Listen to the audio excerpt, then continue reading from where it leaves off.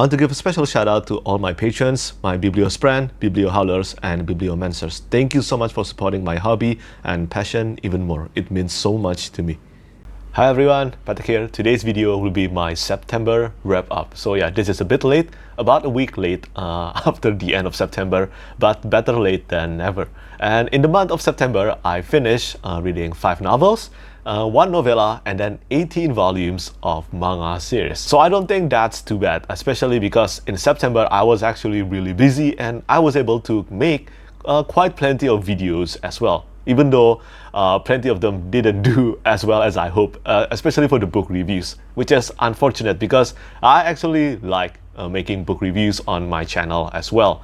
But oh well, it is how it is, and now I will talk about all the books that I finished in this month. So in the month of September, I finished only one physical book, and it is for Age of Swords by Michael J. Sullivan. So yeah, I finally finished this one after delaying it for 2 months. This is the second book in Legends of the First Empire series, and I think this one overall was better than the first book. In my opinion, it was better than the first book. I think this is a great setup for the third book of the series, Age of War. So this one is, the title is Age of Swords, and it is, as you can probably predict, it's a book about invention, about finding swords. Among many things and revelations, one of the main focus of Age of Swords is the main characters, which is on the side of human or rune in this world. They are trying to find weapons that could fight against the elves in this series. So yeah, and once again, this one takes place 3,000 years before the events of the Lyraina revelations, and there were plenty of revelations in Age of Swords that actually quite surprised me, like the origin of something in Lyraina that I cannot mention because, well, it is full spoiler for this book, for this series. If you have read Age of Swords, I think you will know what I'm talking about, but yeah, that one really surprised me. But overall, I think it is quite unfortunate that Age of Swords, I had a bit of an issue with this one. 2 main issues really. The first one being Wraith, one of the main characters in Age of Swords, was absolutely infuriating. Just infuriating as the main character. He's a coward and all he thinks about is running away or banging Persephone. It is just absolutely infuriating. But from my experience with reading Lyraina Revelations or Lyraina Chronicles, to be more precise, for Lyraina Revelations for the first time, I think I can safely expect that Wraith and plenty of other male characters in this book, in this series, will improve so much more later, in the later books. Because in Lyraina Revelations, as I constantly mention, I didn't fall in love with Royce, one of the main duo of Lyraina, until the last book of the series. So yeah, it is quite a long time, and now Royce and Hadrian, both of them has become one of my favorite duo of all time. So I think eventually I will grow to like Wraith as well. But in this book and also in Age of Myth, it is really hard to care about him. And the other main issue is this. Here's the thing, I really love the female characters of Legends of the First Empire. Totally loved them. Persephone, Suri, and many more were amazing. And for the male character, I think the only one that I really like in this book, it was only Guilford. Yeah, so far it was only Guilford. And Michael J. Sullivan has always been great at writing female characters. He's one of the best in fantasy, in my opinion. And that statement continue to this book, to this series as well. But as I mentioned earlier, this book involved a lot of inventions, and the number of revolutionary inventions found and understood in a few weeks or days were just insane and end up being unbelievable. If within a few weeks or days so many revolutionary inventions can be understood, can be found, well, what would happen in 3,000 years? By the time we reach Lyraina Revelations, I think a Gundam should have appeared. A Gundam, a spaceship, or something else, something sci-fi.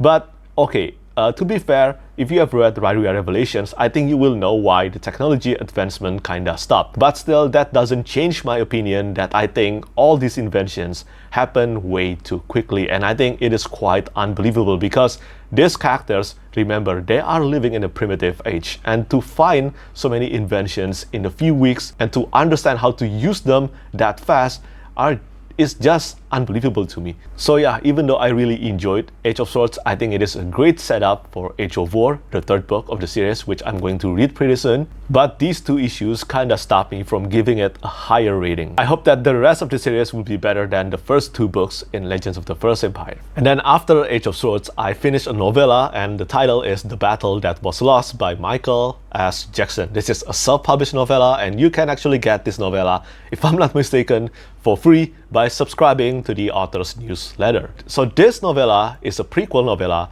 to his main series, to the author's main series titled The Ringlander. The first book is The Path and the Way, which I haven't read, and I really love the cover art. Look at it. This one, the cover art is done by John Anthony Di Giovanni, and you can actually see a quote from my review being printed on the front cover, which I'm really thankful for. And I will repeat it here. So yeah, The Battle That Was Lost is a very action-packed one-sitting read. It is pretty quick. It's only about 50 pages long, and I think if you love action scenes, plenty of action scenes, I think you will have a great time reading The Battle That Was Lost. Personally speaking, although I really enjoyed the battle scenes, I had a bit of a disconnection with the characters because I feel like some of the characters here, I have a feeling that they appeared in the main book, in the main novel, The Path and the Way, which I haven't read. So I have a feeling that if I have read the main novel first, I think I will end up actually enjoying The Battle That Was Lost even more, because great actions alone is not truly enough to make me care about the action itself. But there were plenty of flashbacks included in the novella, The Battle That Was Lost, flashback for the main characters, and they were quite good in enriching the characterizations of the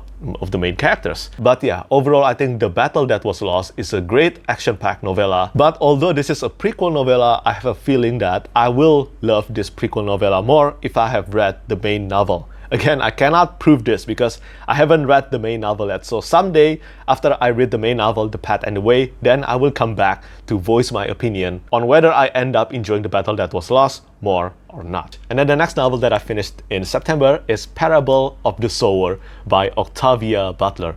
So I already did a full review for this book on my channel, and you can check it out here. So I'm just going to mention this briefly. I didn't know anything about Parable of the Sower. I didn't know what it's about, and you know what? This book was much darker than I expected it would be. I probably wouldn't have expected that Parable of the Sower would get this dark. It is incredibly dark and sadly relatable to our current society and civilization. I think that's also one of the main reasons why Parable of the Sower continue to remain as a classic to this day. And it is, in my opinion, kind of sad that the content inside this book is relatable to our society. It shouldn't be. It really shouldn't be. It's awful. So many awful things happen in this book, and I heard that the second book, Parable of the Talents, which I'm going to read this month, is even darker and more violent than Parable of the Sower. And yeah, I am so looking forward to reading the sequel, seriously. Also, I just found out, and this is quite insane, that Parable of the Sower is apparently the second sci-fi novel that I finished this year. It is pretty bad. I mean, that is a pretty bad rate for me. I can't believe that I only finished 2 sci-fi novels in the entire year so far. If this can actually be counted as sci-fi, because this one I think belongs more in the post-apocalypse genre. Then the next book that I finished in the month of September is another one that I already did a full review. Well, this one was a series review, but also a mix of series review and final book review. And it is for Prince of Crowns, the final book in War for the Rose Throne series by Peter McLean. And I'm really satisfied with this ending. I am so satisfied. I think Peter McLean has crafted something incredible here, and War for the Rose Throne is hands down one of my favorite completed series. Now, this was a series that started being so similar to Peaky Blinders. So yeah, this is a Peaky Blinders inspired fantasy series, but with swords and magic. The first book was incredibly reminiscent of the first season of Peaky Blinders, and I'm glad Prince of Lies and Beyond started to transform into something a bit different. Personally, as a reader, I don't mind if the first book of a series is too similar to its inspiration, but for the second book and beyond, I expect they to be more different, and I think Peter McLean delivered that in War for the Rose Throne. As for the rest, I think Thomas Piety, he definitely has one of the most distinct voice in fantasy. Seriously, if you have read this book, if you have read this series, you will know what I'm talking about when I'm talking about the distinct narration of Thomas Piety. The actions were great, the politics were great, and the ending, especially the final line, was so good. It immediately made me rethink all of Thomas' actions throughout the entire series, and especially Priest of Crowns. Definitely give this series a read. War for the Rose Throne is finished and I highly recommend it. Then the next book that I finished, I just posted a full review for this book, and it is Swan Song by Robert McCammon, and I absolutely love this one. After reading Boy's Life, I knew that I at least will enjoy reading Swan Song. But Robert McCammon delivered once again one of the best standalone novels that I've read. And I know that there is a lot of comparisons or judgment on whether The Stand or Swan Song is better. Well, in my opinion, Swan Song is vastly superior. And I actually think The Stand is great. I voiced this opinion plenty of times already. I think the characterizations in The Stand is incredible. I really love the way Stephen King writes characters in The Stand. My main issue with The Stand is after all the awesome build-up, all the incredible character development, everything leads to the final confrontation, right? But the final confrontation itself was very disappointing and anticlimactic in my opinion, because everything just happened and then ended so instantaneously, and I'm not a fan of that. In my opinion, Swan Song as a whole package is so much better because the characterizations were on par with Stephen King. Actually, I think Robert McCammon did it even better with Swan, Josh, Sister, and plenty more other characters. And what's even more surprising about Swan Song is that it is written in third-person omniscient with a head-hopping style to it, and that usually doesn't click well with me, but this time it clicked, and I think there is a lot of priority and focus put toward the characters and their characterizations and their development. Plus, the ending to Swan Song, the final sequence, was just unputdownable. I actually finished the final about 200 pages of the book in one sitting. That is absolutely rare for me now. Seriously, it is super rare for me now, because with how busy I am now, compelling me to read 200 pages in one sitting is very close to being impossible, but Swan Song did that for me. It was so intense, and the epic convergence and super intense climax sequence, everything was so worth reading. I love it so much, and it has become, as I said, one of the best standalones that I've read. And I am so looking forward to reading more of McCammon's books. Just from reading 2 books by him, I can already tell that he is about to become one of my top favorite authors if I read more books by him. And I think the next one that I will read, I don't know when yet, but it will be the Matthew Corbett series that starts with Speaks the Nightbird. And then finally, the last novel that I finished in the month of September, it was a reread, and this is For the Bands of Mourning by Brandon Sanderson. I definitely loved this one more than the first time I read through it, because I didn't realize how much I missed the first time I read through The Bands of Mourning. How much Cosmere implications, how many Cosmere Easter eggs being included in The Bands of Mourning. I missed them all.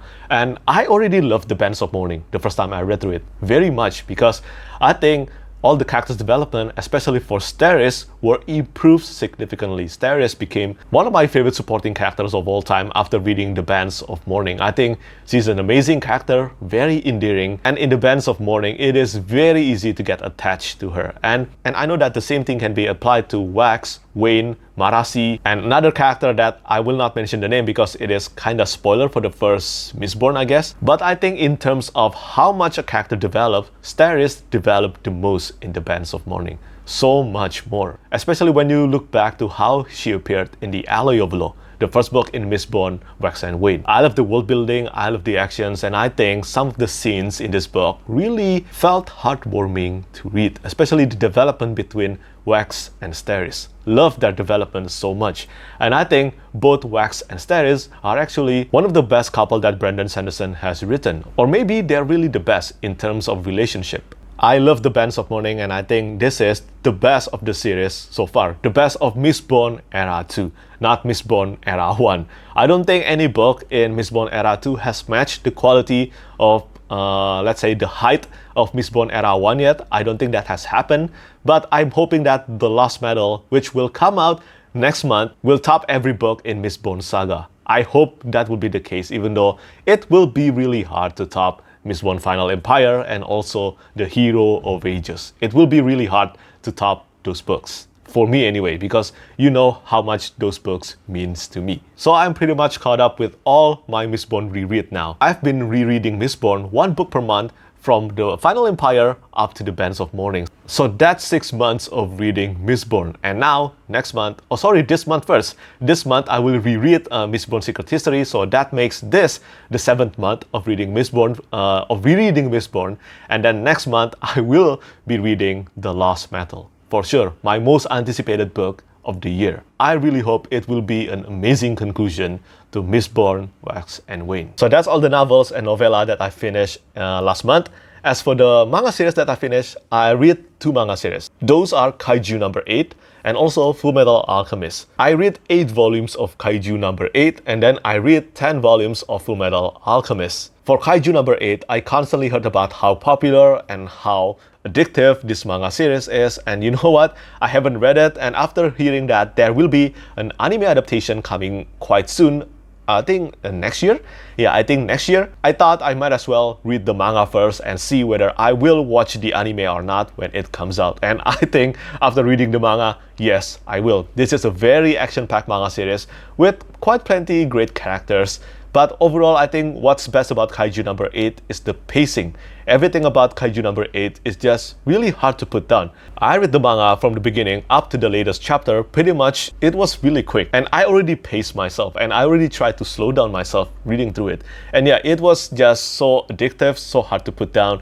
And I think there is a good chance that the anime adaptation could be even better than the manga. We will see how it gets adapted next year. And lastly, for Fullmetal Alchemist by Hiromu Arakawa, this is my attempt to finally read through Fullmetal Alchemist from beginning to the end this time, because as I said in my TBR and my wrap-up video, I have watched Fullmetal Alchemist, the first anime adaptation, and also Fullmetal Alchemist Brotherhood, especially Fullmetal Alchemist Brotherhood, so many times. Seriously, so many times that I lost count of it already. I think it's about 5 or 6 times, but again, that is probably incorrect. And after I'm done with reading the manga, I think I will rewatch the anime again. But so far, I will say this, the manga series, in my opinion, is so much more fast-paced than the anime adaptation. Whether that's a good thing or not, it is up to you. But for me, I don't think it is quite a positive thing to say, because I am so used to the pacing of the anime now.